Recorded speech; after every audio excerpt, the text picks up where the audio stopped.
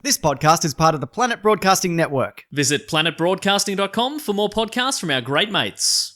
Welcome to Caravan of Garbage, everybody. Guess what? We're getting the return of the Joker in the Joker movie, Joker. But did you know there was already a movie called Return of the Joker? Yep. Well, we're talking about it, aren't we? Yep. It's a Batman direct-to-video movie, animated, the year 2000. There were two prior. One was Batman Mask of the Phantasm. Yes. Very well regarded. We'll probably get to that one day. No doubt. The follow-up being Batman Sub-Zero. Ah, Mr. Freeze. No, where he fights Sub-Zero. Sick. Mortal Kombat versus DC, I remember baby. Mortal Kombat versus DC Universe. I remember it. We Caravan of Garbage that yeah, also, for sure. didn't but we? this one, so this is the Batman Beyond universe. Yes. So this is many decades in the future of the DC universe. Gotham has become Neo-Gotham. Yes, it's pretty much the same, but it's neon-y. It looks much different, It looks a lot different. Too many buildings. It's supposed to be like 2039. Yeah. So much infrastructure. I agree. Infrastructure? There's so much interesting infrastructure. Yes, exactly. Precisely.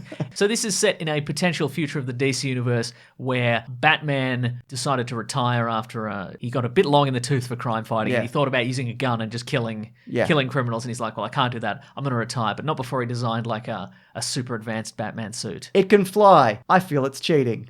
Yeah, but here's the thing. I feel regular Batman, modern day continuity flying is cheating. Yeah. In the future, everybody's flying. Everybody's flying. Everyone's flying. Everyone's a clone. Everyone's a weird cross between an animal monster. Exactly. Yeah, but you're not then wrong. he meets a young man named Terry McGuiness who basically steals the bat suit to avenge the death of his father.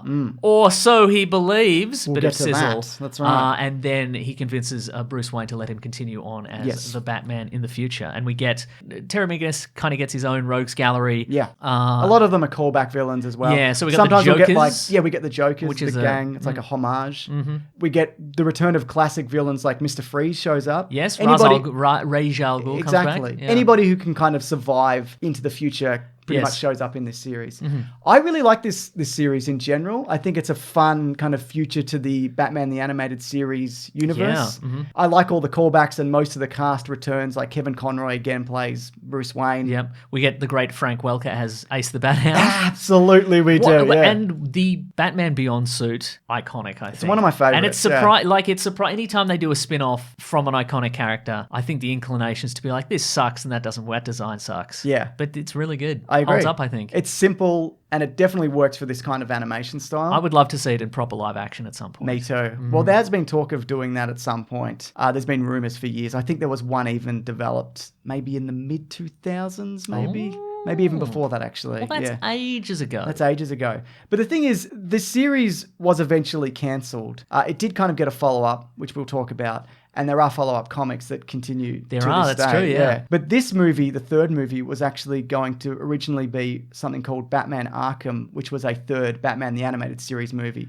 which would have followed directly on from Batman Sub-Zero in the animated universe. But they scrapped all that for this. Ooh. Yeah. So the story basically is the Joker's gang... Yes. Called the Jokers. Yes. They're not led by the Joker normally, but in this They're led by Henry Rollins. Are they really? Yeah, but Henry Rollins is the voice of Bonk. I did not know that. That gang, there's a lot of nods to previous Batman Rogues Gallery people. There's the DDs, which are Harley Quinn homages, and also, spoiler alert, the granddaughters of Harley Quinn. That's correct, who showed yes. up in this. The Christopher Walken Scarecrow. Yes, that's right. Was voiced by Michael Rosenbaum. Lex Luthor. Yeah, Lex Luthor, exactly. But the main crux of this story is that somebody claiming to be the Joker has returned to Gotham, but he's young and he's strong and vibrant. And there's this whole ambiguity around... Is this the original Joker? Because he is dead. Is he a clone? For a fact. Yeah, he's definitively dead. Because Batman saw him die, Yes. and Batman cannot lie. Yes, that's right. He's like whichever one of the presidents that was.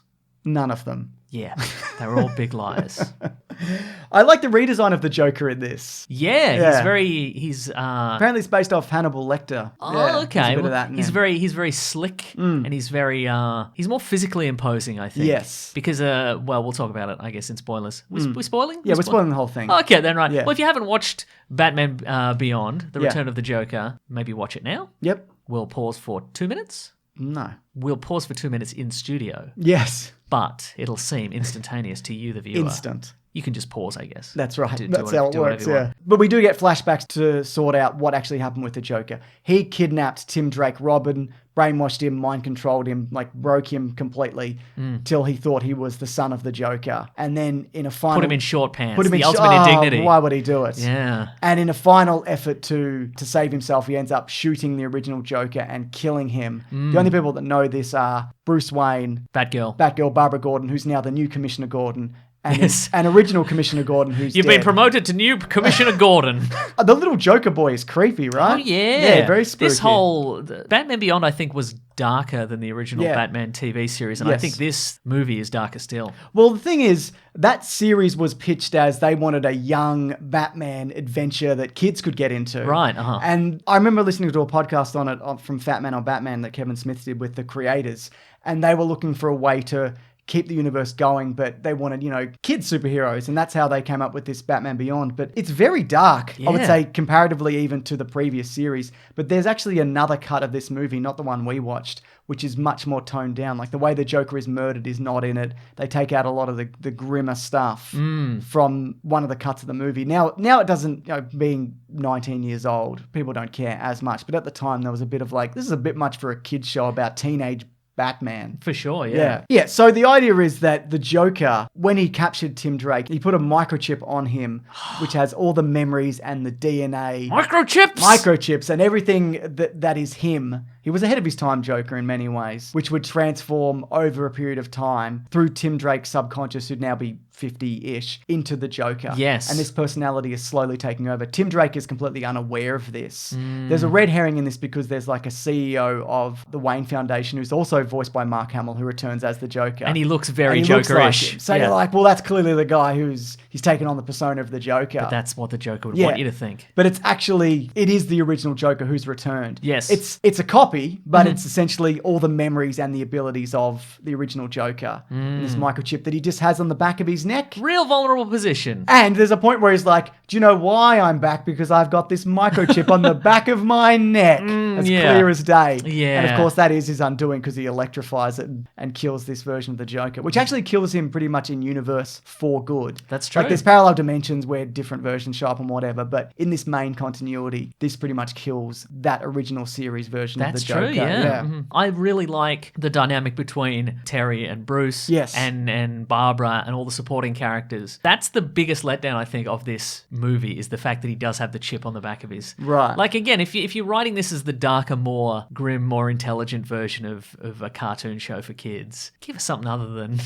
here's my vulnerable spot, it's right where you can get at it. I mean, my understanding would probably be the Joker maybe put it on at the last minute when he was alive. Oh, I see, right. But you still wouldn't point that out to people, would you? Yeah. It's like the Dr. Octopus chip on the back of his neck situation. It's also weird that nobody noticed it. Yeah. In the last 40 years. Well, I guess it's like a mole, isn't it? I guess it's like a mole. Also, did that guy not have a shower for 40 years? I guess he didn't. You know?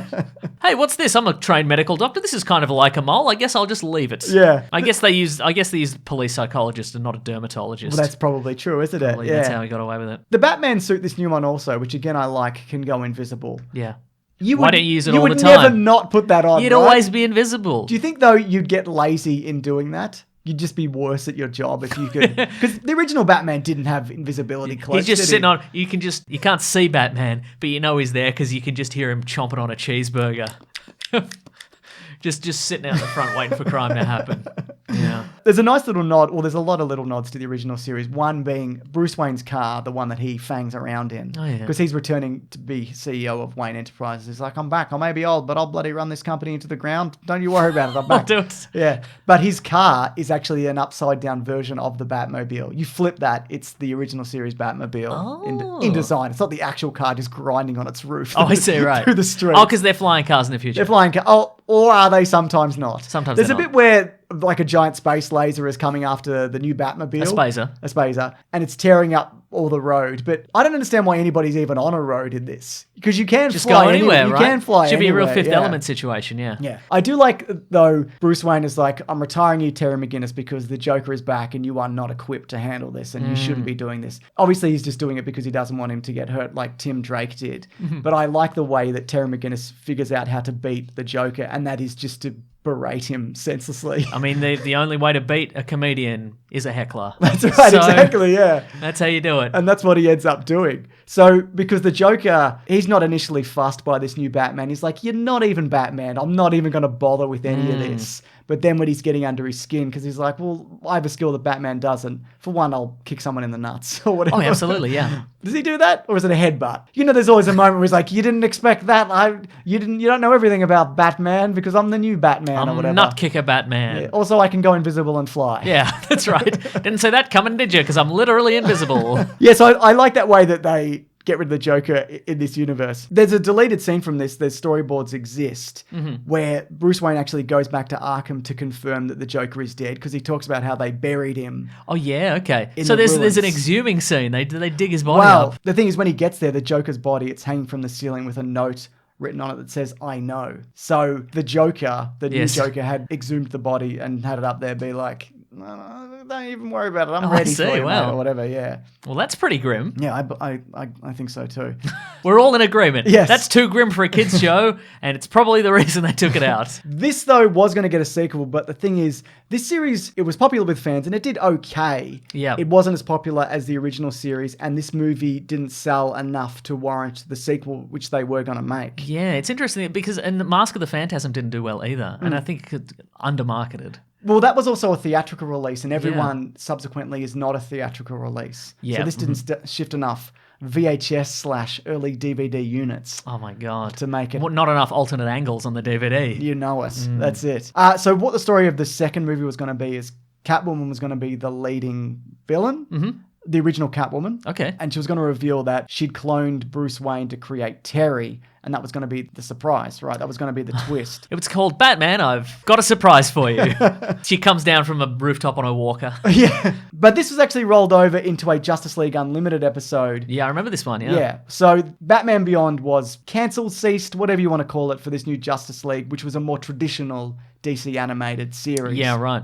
And this particular episode is called Epilogue, and it's set 15 years after this. And it's a 31-year-old Terry McGuiness who tracks down Amanda Waller, and she tells him all about this project called Batman Beyond. It's actually called Project Batman Beyond. You know, like the show you were on, she says. Yeah. Side note, in Australia and some other places in the world, it was called Batman of the Future. Was it really? Yeah, in Australia it was called Batman of the Future. I don't even remember that. Embarrassing. Yeah. Why would you change it? Makes more sense to me. There was probably some sort of fast food restaurant in like the Northern Territory called Batman Beyond, and they were like, oh, well, now we're going to change it. It's a real Burger King Hungry Jack situation. Absolutely it is. So the idea is that Amanda Waller had collected, unbeknownst to him, the DNA of Bruce Wayne and injected it into Warren McGuiness, Terry McGuinness's father, which altered him genetically to the point where basically he's shooting Bruce Wayne's sperm.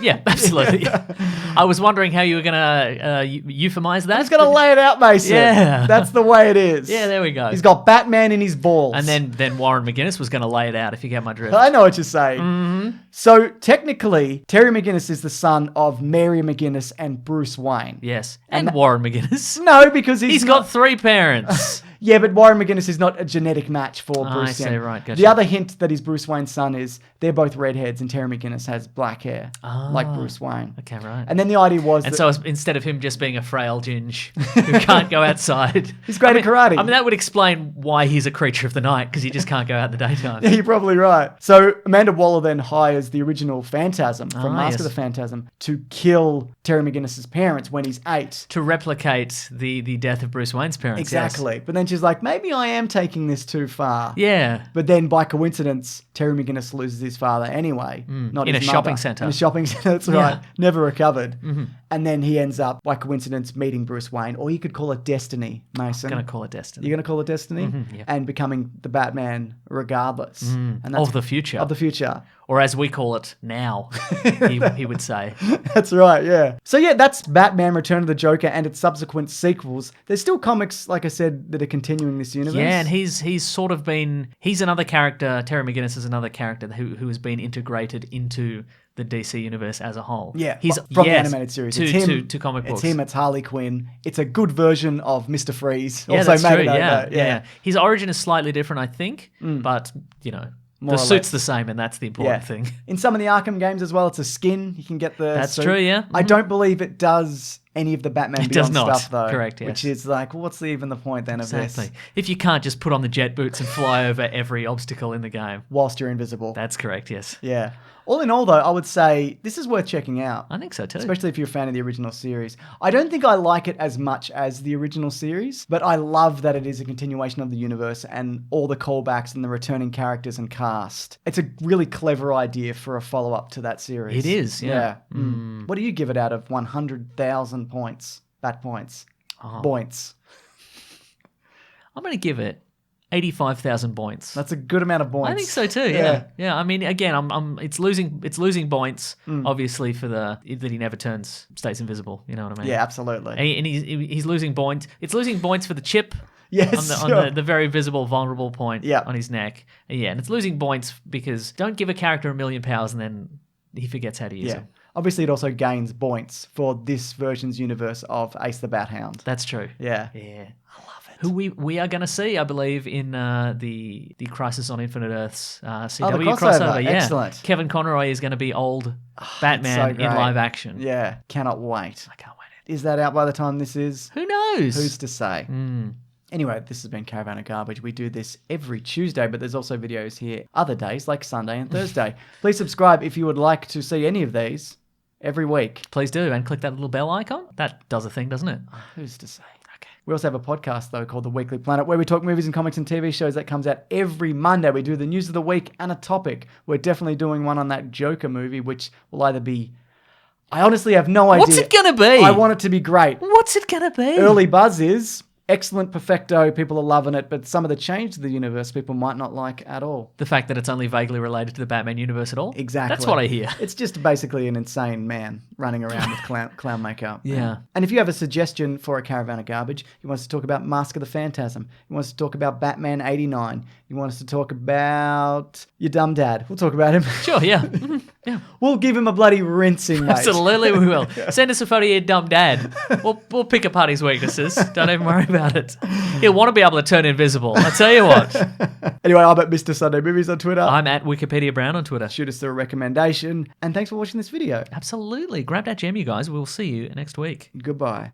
This podcast is part of the Planet Broadcasting Network. Visit planetbroadcasting.com for more podcasts from our great mates. I mean, if you want. It's up to you.